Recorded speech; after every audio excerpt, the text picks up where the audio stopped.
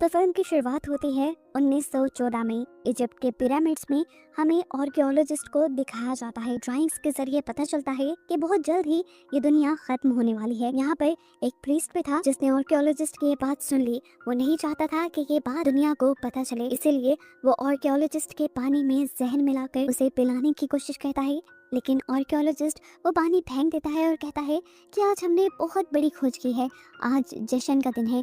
वो अपने असिस्टेंट से शैंपियन लाने को कहता है। इतनी ही देर में इन्हीं पिरामिड्स के करीब एक बहुत बड़ा एलियन शिप उतरता है, जिनके अंदर से बड़े बड़े रोबोटिक एलियंस निकलते हैं, जो सीधा पिरामिड के अंदर आकर एक अजीब सी चाबी लगाता है और वो पिरामिड खुल जाता है। यहाँ पे खड़ा हुआ आर्कियोलॉजिस्ट ये सब देखकर हैरान परेशान था, जिसे उस एलियन ने एक ही सेकंड में बेहोश कर दिया। इसके बाद एलियन जब उस पिरामिड के अंदर गया तो यहाँ 4 कोनों में 4 पत्थर हवा में उड़ रहे थे। ये 4 पत्थर 4 अलग अलग एलिमेंट्स को रिप्रेजेंट कर रहे थे, हवा, पानी, मिट्टी और आग। और इन्हीं चारों पत्थरों के दरमियान में 5th एलिमेंट को भी रखा गया था। ये 5th एलिमेंट क्या था अभी नहीं बताया जाता। प्रीस्ट एलियन से कहता है कि आप इन्हें नहीं लेकर जा सकते, अगर आप यहाँ से ले गए तो दुनिया तबाह हो जाएगी। जिस पर एलियन कहते हैं कि हम खुद इन एलिमेंट्स की रखवाली करेंगे, नहीं तो दुश्मन आकर इन एलिमेंट्स को यहाँ से निकाल लेंगे। एलियंस कहते हैं कि जब इन एलिमेंट्स की जमीन को जरूरत होगी तब हम इन्हें जमीन पर वापस ले आएंगे। अब आर्कियोलॉजिस्ट का असिस्टेंट जो यहाँ पर पहले से ही मौजूद था, वो ये सब देखकर घबरा गया। उसने एलियन के ऊपर गोली चलाई तो ये गोली पिरामिड पे लग गई और पिरामिड बंद होने लगा। एलियन ने जल्दी से बाहर निकलने की कोशिश तो की, लेकिन उसका साइज बहुत बड़ा था, वो बाहर नहीं निकल पाया। और जब ये बात समझ गया कि मैं बाहर नहीं निकल सकता, तो उसने प्रीस्ट को इस पिरामिड की चाबी दे दी और कहा कि अपने वारिसों को इन सब चीजों के बारे में बताते रहना। ये एलियन तो यहाँ पर फंसकर मारा जाता है, जबकि उसके बाकी साथी यहाँ से वो 5 एलिमेंट्स लेकर निकल जाते हैं। इसके बाद मूवी में एक साथ 350 साल का वक्त गुजर जाता है। सन 2263 के सीन हमें दिखाए जाते हैं।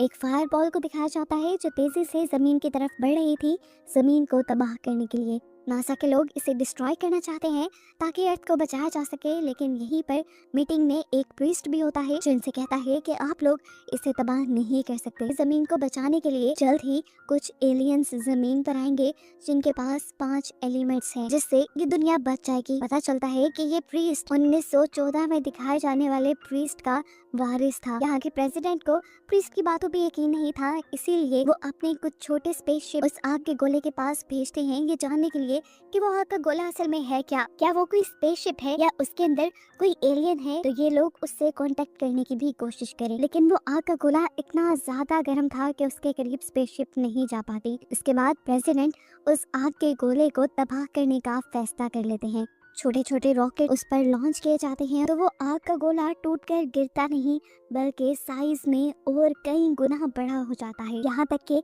वो ह्यूमन स्पेसशिप को भी अपने अंदर लेकर तबाह कर देता है। प्रेसिडेंट और नासा के लोग ये देखकर बहुत ज्यादा डर चुके थे। दूसरी तरफ अब हमें एक और स्पेसशिप को दिखाया जाता है जो इसी अर्थ की तरफ बढ़ रही थी, और इसके अंदर वही एलियंस थे जिन्हें हम 350 साल पहले देख चुके हैं। क्योंकि वो जानते हैं कि अर्थ के ऊपर मुसीबत आने वाली है, इसीलिए वो अर्थ के 5 एलिमेंट्स को अर्थ पर लेकर आ रहे हैं। इससे पहले कि वो अर्थ पर पहुंच जाती, किसी और प्लेनेट की छोटी छोटी एलियन शिप्स उसके ऊपर हमला कर देती हैं, जिससे वो शिप तबाह होने लगती है। अब सीन कट होकर हमें एक दूसरे प्लेनेट का सीन दिखाया जाता है, जहां जोड नाम के एक आदमी को कुछ एलियंस आकर कहते हैं कि हमने तुम्हारा काम कर दिया है, हमने उस एलियन शिप को तबाह कर दिया है, जिसमें से जो तुम्हें चाहिए वो भी हम जल्द ही निकाल लेंगे। जोड अच्छा इंसान नहीं था। यहाँ हम देखते हैं कि इंसानों को उस क्रैश हुई एलियन शिप से एक एलियन का हाथ मिलता है, जिसे वो एक मशीन में रखते हैं और उसके डीएनए को रेप्लिकेट करते हुए उसे रीजनरेट करते हैं और एक ह्यूमनॉइड एलियन बना देते हैं, जिसका नाम उन्होंने लीलो रखा। और होश में आते ही वो बहुत ज्यादा घबराने लगी। वो जो भी कुछ बोलती है ये लोग समझ नहीं पाते, क्योंकि उसे एलियन वाली लैंग्वेज आती थी। आर्मी जनरल उससे बात करने के लिए जैसे ही उसके करीब आते हैं तो वो पंच करते हुए गिलास तोड़कर वहाँ से भागने की कोशिश करती है। अब वो लड़की जब टनल्स के जरिए होते हुए बाहर की दुनिया में आती है तो शॉक रह जाती है, क्योंकि बाहर बहुत ज्यादा ट्रैफिक थी। चारों तरफ कार्स हवा में उड़ती हैं और बिल्डिंग्स बादलों से भी ऊंची हैं। इससे पहले कि कोई उसे पकड़ने के लिए यहाँ पहुँचता, लीलो एक कार के ऊपर जंप कर देती है। ये एक टैक्सी ड्राइवर था जिसका नाम था गॉर्डन। लीलो उसे अपनी बात समझा देते हैं कि मुझे पुलिस से बचा लो। लीलो बार बार प्रीस्ट विडो का नाम बोल रही थी। उसकी बात समझते हुए गॉर्डन तेजी से अपनी कार को नीचे ले जाता है और उसे प्रीस्ट वीडो के पास ले आता है। प्रीस्ट जैसे ही लीलो की बॉडी को चेक करते हैं तो उसके हाथ पे उन्हें एक खास किस्म का निशान मिलता है, जो निशान फिफ्थ एलिमेंट का था। और वो समझ गए कि लीलो ही असल में फिफ्थ एलिमेंट है। ये फिफ्थ एलिमेंट दुनिया को बचाने के लिए जरूरी है। ये बात सबसे छुपाने के लिए वो लीलो को अपने पास रखने का फैसला करते हैं और गॉर्बिन से कहते हैं, शुक्रिया तुम्हारा इसे यहाँ लाने का। ये कहने के बाद वो गॉर्बिन को भी यहाँ से निकाल देते हैं। कुछ देर बाद लीलो भी होश में आ जाती है और खाना खाते हुए कंप्यूटर के जरिए पिछले कई 100 सालों का डाटा अपने माइंड में सेव कर लेती है। अब प्रीस्ट उससे पूछते हैं कि पहले वाले 4 पत्थर कहाँ हैं? तो लीलो बताती है, हमने पैराडाइज नाम के एक आइलैंड पर एक एलियन सिंगर के पास उसे सेफ रखवा दिया था। प्रीस्ट अब आर्मी जनरल को ये इन्फॉर्मेशन दे देते हैं कि अगर दुनिया को बचाना है तो उन एलिमेंट्स को, यानी उन पत्थरों को यहाँ पर लाना होगा। प्रेसिडेंट कहते हैं कि खबर हमारे अलावा किसी तक नहीं जानी चाहिए। पैराडाइज आइलैंड पर किसी ऐसे इंसान को भेजो जिसके बारे में किसी को पता न चले और वो वहाँ जाकर उन पत्थरों को भी वापस ला सके। पता चलता है कि इन दोनों की बातें एक छोटे इंसेक्ट ट्रैकर की मदद से जॉब का एक साथी सुन रहा था। अब आर्मी जनरल गॉर्बिन के पास जाते हैं, यानी उसी टैक्सी ड्राइवर के पास जाते हैं जिसने लीलो को रेस्क्यू किया था और उसी को पैराडाइज आइलैंड पर जाने का काम दिया जाता है। आर्मी जनरल इस टाइम उसे समझा रहे थे कि किस तरह दूसरे प्लेनेट पर जाकर उसे वो एलिमेंट्स लेकर आने होंगे। तभी उसकी डोर बेल बज जाती है। वो मॉनिटर से बाहर देखता है तो वहाँ पर लीलो आई हुई थी। वो जानता था कि आर्मी जनरल को देखकर वो भाग जाएगी, इसलिए आर्मी जनरल और उनके सभी साथियों को वो फ्रिज में छुपा देता है और लीलो के लिए दरवाजा खोलता है। इससे पहले कि इन लोगों के दरमियान कोई बात होती, यहाँ पर कुछ लोग आ जाते हैं। ये असल में जॉर्ब के आदमी थे, लेकिन यहाँ वो गॉर्बिन के बजाय किसी और के घर का दरवाजा नॉक करते हैं, क्योंकि गॉर्बिन ने बड़ी ही चालाकी से अपनी नेम प्लेट किसी और के घर के साथ चेंज कर दी थी। ये लोग उस घर में मौजूद आदमी को पकड़कर अपने साथ लेकर ही जाने वाले थे कि यहाँ पर एलियंस हमला कर देते हैं। बाकी सब लोगों को मारकर वो उस आदमी को खुद ले जाने लगते हैं। ये एलियंस भी उन्हीं 4 पत्थरों के पीछे हैं, लेकिन इनका मकसद कुछ और है। वो इन 4 पत्थरों को हासिल करके जॉर्ब से बदला लेना चाहते हैं, क्योंकि जॉर्ब ने इनके बहुत सारे साथियों को मार दिया था। यहाँ घर के अंदर हम देखते हैं कि उन सब के यहाँ से चले जाने के बाद गॉर्बिन प्रीस्ट को और लीलो को बाहर निकालता है। इससे पहले कि वो उन दोनों को कुछ कहता, प्रीस्ट जल्दी से उसके सर पे हमला करते हुए उसे बेहोश करके उसकी पैराडाइज की टिकट लेकर जल्दी से यहाँ से भागने लगते हैं। काफी देर बाद जैसे ही गॉर्बिन को होश आता है तो फौरन उसे जनरल और उनके साथियों की याद आती है और जैसे ही वो फ्रिज का दरवाजा खोलता है तो देखता है कि बेचारे आर्मी जनरल और उनके साथ ही फ्रीज हो चुके थे। वो इनको यहीं पे छोड़कर अब उस जगह जाता है जहाँ से स्पेसशिप को लॉन्च होना था पैराडाइज आइलैंड के लिए। दिखाया जाता है कि लीलो के साथ प्रीस्ट का बेटा जा रहा था। जैसे ही वो चेक इन करवाने वाले थे तो यहाँ पर गॉर्बिन आ गया और सबसे झूठ बोलते हुए उसने कहा कि मैं लीलो का हस्बैंड हूँ, तो उसके साथ मुझे ही जाना चाहिए। ये दोनों जाकर एयरशिप में बैठ जाते हैं और जैसे ही ये बात प्रीस्ट को पता चलती है कि गॉर्बिन उनके साथ आ रहा है तो वो भी एयरशिप के अंदर घुस जाता है। एयरशिप सबसे पहले एक फ्लाइंग होटल में जाती है और पता चलता है कि इसी फ्लाइंग होटल में आज वो एलियन सिंगर परफॉर्म करने वाली थी जिसकी तलाश में ये लोग थे। दूसरी तरफ जॉर्ब भी उस एलियन सिंगर के पीछे जाने को तैयार हो चुका था, लेकिन इन सबसे पहले ही यहाँ पर पहुंच जाती हैं एलियंस क्रिएचर जो जॉर्ब से बदला लेना चाहते हैं। वो उस एलियन सिंगर के रूम की तलाशी लेते हुए वो पत्थर ढूंढना शुरू कर देती हैं, लेकिन उससे पहले ही पत्थर वाला बॉक्स यहाँ से लीलो चुराकर भागने की कोशिश करती है।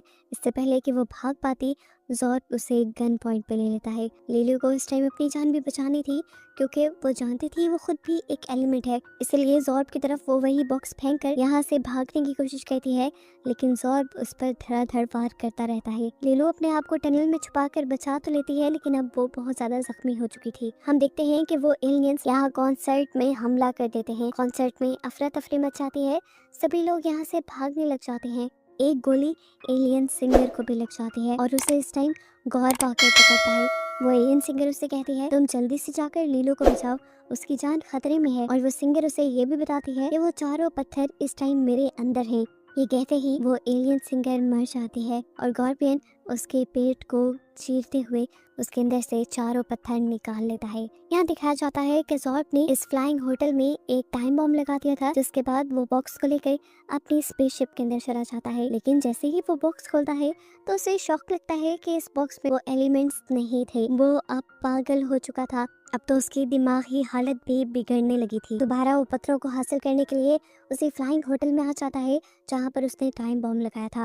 जबकि यहाँ पर गॉर्बिन जल्दी से लीलू को बचाते हुए प्रीस्ट को लेकर यहाँ से वापस जाने की तैयारी में था। लेकिन जैसे ही वो प्रीस्ट को लेने यहाँ आया तो उसने क्या देखा कि जॉर्ब के दुश्मन एलियंस प्रीस्ट को गन पॉइंट पर लिए खड़े थे। उसने एलियंस के सरदार को ही शूट कर दिया और जल्दी से प्रीस्ट को लेकर यहाँ से जाने लगा। और इतने में ही यहाँ पर जॉर्ब भी आ गया, जिसने आते ही यहाँ के टाइम बॉम्ब को एक्टिवेट कर दिया।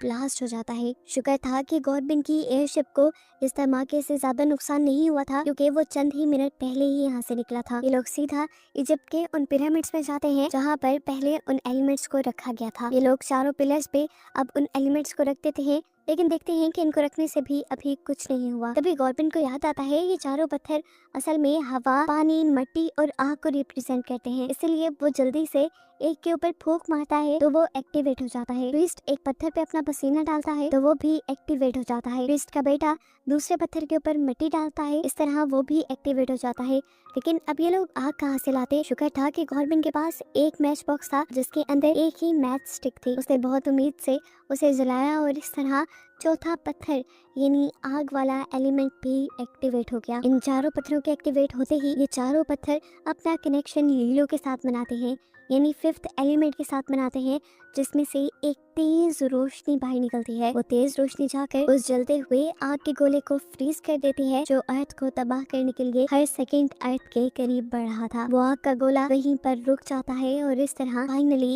ये लोग दुनिया बचा लेते हैं। और बस ऐसे ही मिशन इनका सक्सेसफुल होते ही ये मूवी यहाँ खत्म हो जाती है।